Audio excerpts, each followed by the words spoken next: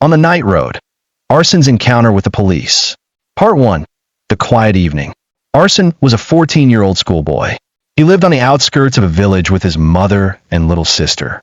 His father had died in a car accident 3 years earlier. Since then, Arsen had taken on the role of man of the house, growing up quickly and bearing the weight of responsibility. Every day after school, he helped care for the livestock, ran errands, and did all the heavy chores around the home. One evening, his mother fell ill, and they ran out of her necessary medication. The only pharmacy that stocked it was in the far-off city. Without hesitation, Arsen gathered the little money he had and set off on a night bus to the city. Part 2. A suspicious sight. By the time he arrived in the city, it was nearly 11 p.m. Most pharmacies were already closed. Just as he was about to give up, he noticed the lights on at a small drugstore down a quiet street and headed there. The streets were mostly empty except for the occasional passing car. The big city felt unfamiliar and overwhelming. Just as Arsen neared the pharmacy, a police patrol car passed him. Moments later, it turned around and pulled up beside him. "Hey, stop right there. What are you doing walking alone this late at night?" one of the officers asked. Arsen tried to explain, but his story seemed suspicious to them. Earlier that evening, they had received a report about break-ins at a nearby pharmacy, and he just happened to be in the wrong place at the wrong time. Part 3. A night at the station. The officers detained Arsen and brought him to the station for questioning. He pleaded his case, explaining that he was there only to get medicine for his sick mother. They asked questions about his parents, his address, and why he was out so late. To them, he was just a lone teenager in a strange city with no supervision, a potential suspect. The room was cold. Arsen was scared, but he held back his tears. On his phone, he had text messages to his mother, a photo of the medicine he needed, and a picture of his little sister. One of the officers, Captain Seat, checked the phone and saw the sincerity in the boy's words. Quietly, he brought Arsen some food and sat with him. Part 4. The truth revealed. The next morning, Captain Seat began his own investigation. It turned out Arsen had nothing to do with the pharmacy break-ins. In fact, the real suspects had already been caught earlier that night. Arsen's story was true. Seat decided to take Arsen home himself. He drove out to the village, handed the medicine to Arsen's mother, and saw firsthand the boy's difficult living conditions. He was moved. Shortly after, Captain Seat contacted a local charity foundation and arranged support for Arsen's family. He also helped provide financial aid for Arsen's school supplies. Part 5. Arsen's path forward. Soon after, Arsen was awarded a responsible citizen certificate by the district council. The police department invited him to speak to young people about honesty and responsibility. Captain Seat also helped send Arsen to a summer education camp where he learned computer skills and became one of the top students. Part 6. Today. Today, Arsen is 19 and a third-year university student majoring in IT. He still remembers that night clearly. The fear, the interrogation, and the single act of kindness that changed his life. He often wonders, what if that officer hadn't believed me? But that night proved something deeper. That truth, kindness, and perseverance can change everything. On the night road, Arsen's journey continues. Part 7. The interview that changed everything. In his second year at university, Arsen applied for a summer internship at a major tech company in the capital. The competition was fierce. Hundreds of students from top universities had submitted applications. When he received the interview invite, he was both thrilled and nervous. During the interview, the director asked him a standard question. "Tell me about a moment in your life that shaped who you are." Arsen paused for a moment. He could have spoken about his school achievements or tech projects. Instead, he chose the night that changed his life, the night he met Captain Seat. He spoke with calm honesty, sharing how he was misunderstood, how fear gripped him in the cold police station, and how a single officer's belief in his innocence opened doors for him. When he finished, the room was silent. The next day, Arsen received a call. "Congratulations. We would be honored to have you on our team." Part 8. An unexpected reunion. On his first day at the internship, Arsen sat in a meeting where the company introduced its ethics officer, someone who ensured transparency and fairness in all hiring and evaluation procedures. When the door opened, Arsen couldn't believe his eyes. It was Captain Seat, now retired from the police force. He had taken on a new role helping corporations develop just and inclusive environments. After the meeting, Arsen approached him. "Do you remember me?" Seat looked at him, squinted for a moment, and then smiled widely. "The boy with the medicine. Of course I do." They shook hands, but this time, Arsen was no longer a scared teenager. He was a confident young man ready to give back to the world. Part 9. Giving Back. That summer, Arsen didn't just work on coding and analytics. He began volunteering at a youth shelter on weekends, teaching basic computer skills to underprivileged teens. One day, a boy named Timur reminded Arsen of his younger self. Quiet, serious, and worn down by responsibility. Timur's parents had left the country to work abroad, and he was living with his elderly grandmother. Arsen took him under his wing, bought him a used laptop, and helped him enroll in online tech classes. The small gesture lit a fire in Timur, and soon the boy was building websites and dreaming big. Part 10. The Turning Point. A year later, the tech company offered Arsen a full-time position after graduation. He was assigned to a project that aimed to use artificial intelligence to improve city emergency services, from fire dispatching to real-time crime analysis. Ironically, he was now helping the same kind of departments that once misunderstood him.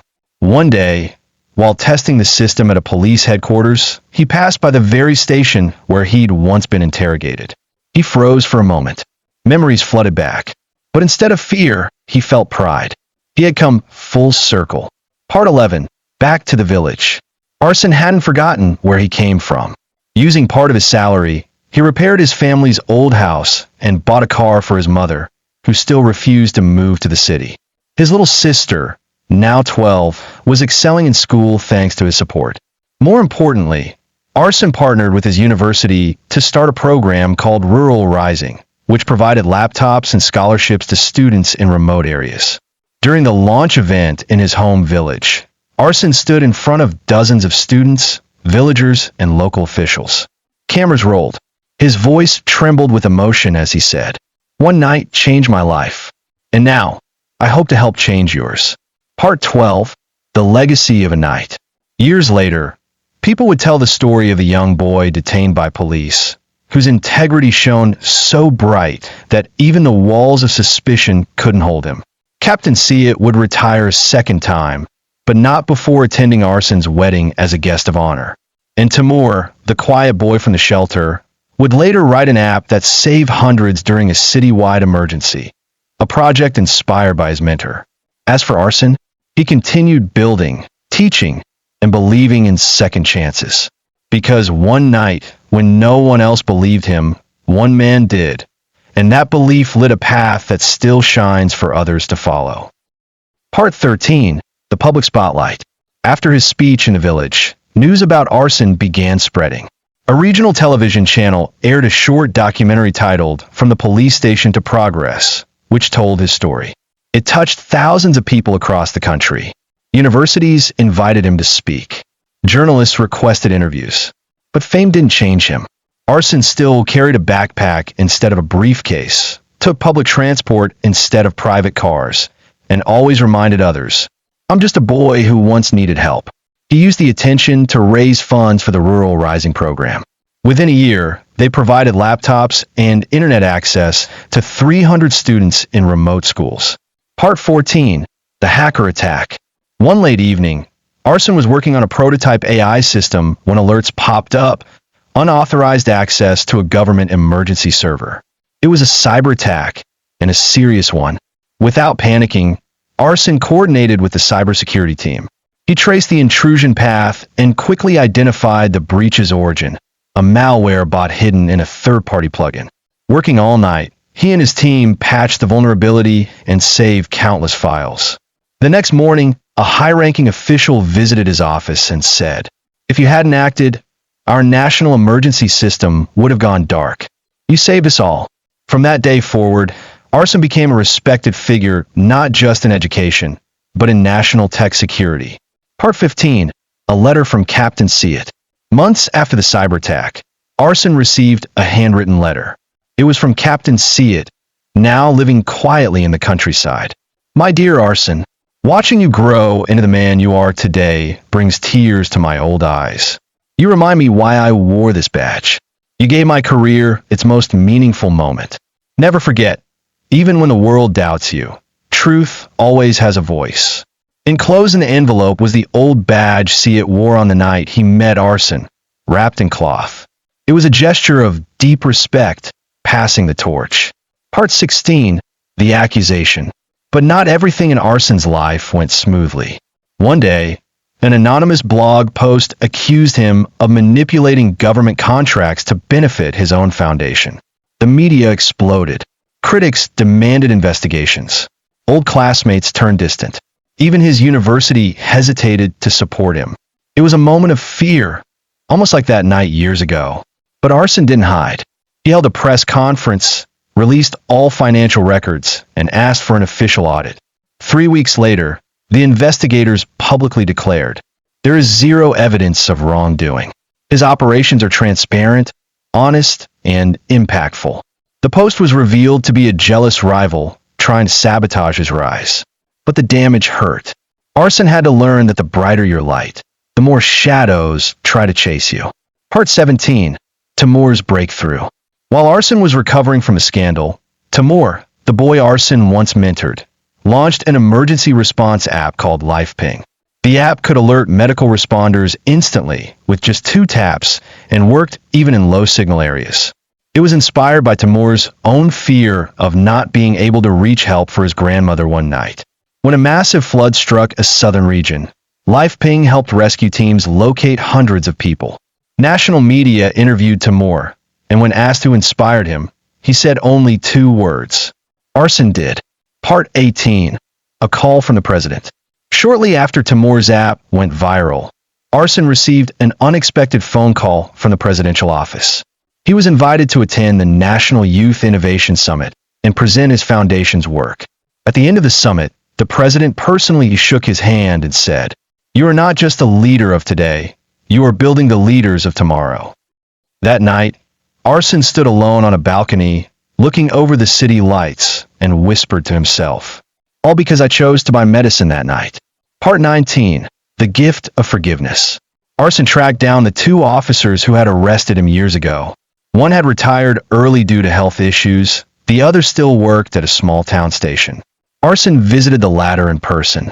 The officer, surprised and awkward, began apologizing. But Arsen simply smiled and said, "I forgive you. I just hope no other kid gets judged by where he is, instead of who he is." That officer later started a youth program in his district, inspired by Arsen's grace. Part 20, Mother's Wish. Arsen's mother had only one wish left, to see both her children succeed and be happy. She lived long enough to attend her daughter's high school graduation and to see Arsen launch his first public tech lab in their village. Shortly afterward, she passed away peacefully in her sleep. At her funeral, dozens of children who had benefited from Arsen's foundation showed up, holding candles and handmade thank you notes. It was clear her son's goodness had become a light for many. Part 21, the international stage. Arsen's work eventually caught the attention of global NGOs and education leaders. He was invited to Geneva to speak at the Global Youth Forum. There, he met activists, scientists, and inventors from over 50 countries. He didn't wear a suit. He wore his village's traditional vest, proudly representing his roots. During his speech, he said, "I didn't grow up with much, but I had love. I had honesty, and one man who chose to believe in me. That's all a child needs." The hall gave him a standing ovation. Part 22, the Tech Lab of Hope. Arsen opened his first large-scale rural tech hub in the mountains. It had solar power, high-speed internet, and open workshops for youth. Kids from far villages would walk for hours just to attend. One day, a shy girl named Amina presented a robot she built from scrap, a robot that could help sort medicine in local clinics. Tears welled in Arsen's eyes. He realized this was the dream. Not technology, not awards, but sparking possibility where there had once been none. Part 23, the next generation. As years passed, Arsen began mentoring others full-time. He stepped back from public attention and focused on building teams of young changemakers. One of his interns, 17-year-old Camel, later won a global competition for designing an earthquake warning system. When Camel was asked who believed in him, he simply said, "Arsen did, just like someone once believed in him." Part 24. The Night Revisited. One winter evening, Arsen returned to the exact street where he was stopped by police all those years ago. It looked different now, cleaner, safer. He stood quietly, remembering his fear, his heart racing, the cold, the questions. He reached into his pocket and pulled out Captain Seat's badge. Then he whispered, "Thank you for seeing the truth." Part 25. The Man Who Was Believed. Today, Arsen's name is etched not in monuments, but in the minds of those he helped. 1,000 sparks lit from one hard night. He is still young. He still walks humbly. And he still visits his village every winter to check on the tech lab and bring his sister her favorite pastries. Because he knows, belief can change a boy, and a boy can change the world. Part 26. The Day the Power Went Out. One cold autumn evening, a massive blackout hit Arsen's region. The entire valley was plunged into darkness. Schools, hospitals, and homes lost electricity. For many, it was dangerous. Ventilators shut down, surgeries were paused, and communication lines went silent. Arsen immediately activated an emergency backup system he had secretly developed and installed months earlier in his village tech hub. It used solar batteries and AI-assisted routing. Thanks to this system, his tech center became the only powered zone in the area. People brought their children, phones, even medical devices. It became a shelter. He didn't wait for the government to act. He rallied youth volunteers, delivered power banks to the elderly, and coordinated with local authorities to restore service. In 3 days, power was back. The governor himself visited the village and said, "Your planning saved lives." Part 27. The Letter from Amina. Months after Amina's robot project gained attention, she was invited to a youth science competition in the capital. Arsen couldn't attend due to overseas meetings, but he received a letter from her a week later. "Dear Arsen, when I walked on stage, I was shaking. But then I remembered how you believed in me when I only had bottle caps and wires. So I smiled and I won. Thank you for giving me a place to dream." Arsen kept the letter in his notebook beside Seat's badge. Part 28. An Empty Seat. One day, Arsen sat in the front row of a national education conference. The guest list was full of politicians, tech CEOs, and university rectors. But he noticed something. The chair next to his was empty. On it, a small plaque read, "Reserved for Captain Seat."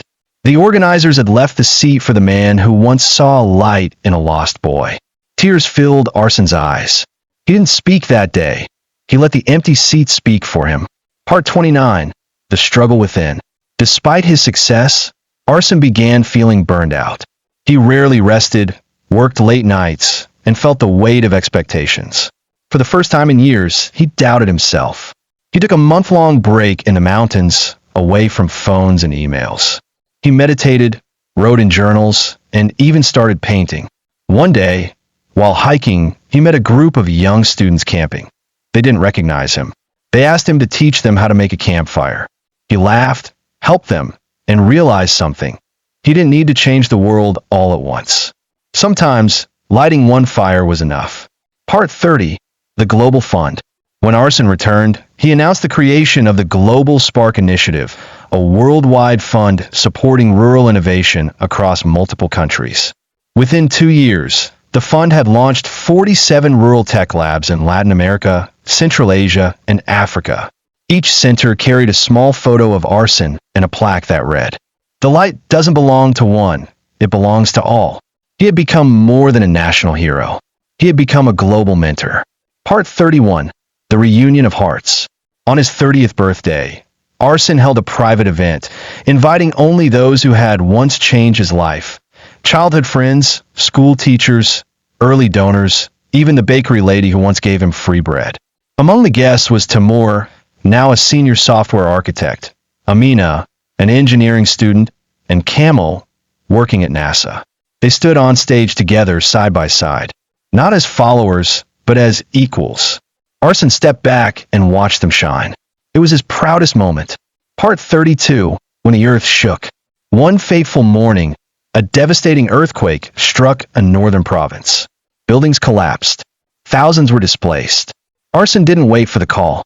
He arrived with a mobile tech team, bringing drones, medical scanners, and communication towers. They helped locate survivors, reconnect families, and set up a digital coordination hub. A photograph went viral. Arsen, covered in dust, carrying a wounded boy on his back through the rubble. People across the world began calling him the quiet hero. Part 33. A daughter named Hope. Years later, Arsen married a teacher from the same village he once saved. They had a daughter. He named her Umi, which means hope in the old tongue. He built her a wooden cradle by hand, carved with symbols of stars, mountains, and a police badge, the legacy that began it all. Each night, he told her a bedtime story, not of princes or dragons, but of belief, kindness, and how even a scared boy on a dark road could light the world. Part 34. The medal he returned. One day, Arsen was awarded his country's highest civilian honor. At the ceremony, after receiving the medal, he walked off the stage and handed it to a young volunteer standing nearby. "This belongs to all of you," he said. The audience fell silent. Then they stood applauding, because they knew greatness wasn't in the medal, but in the man who gave it away. Part 35. The Path of Light. As the years passed, Arsen's story became more than history. It became a path. Schools studied his model. Children wrote essays about him. Artists painted his life. But Arsen? He still walked the dusty village roads, still drank tea with elders, and still sat under the stars with young dreamers. And sometimes, when no one was watching, he'd take out a worn badge wrapped in cloth and whisper, "We're still walking, Captain," because some journeys never end, especially the ones that begin in darkness and choose to bring light.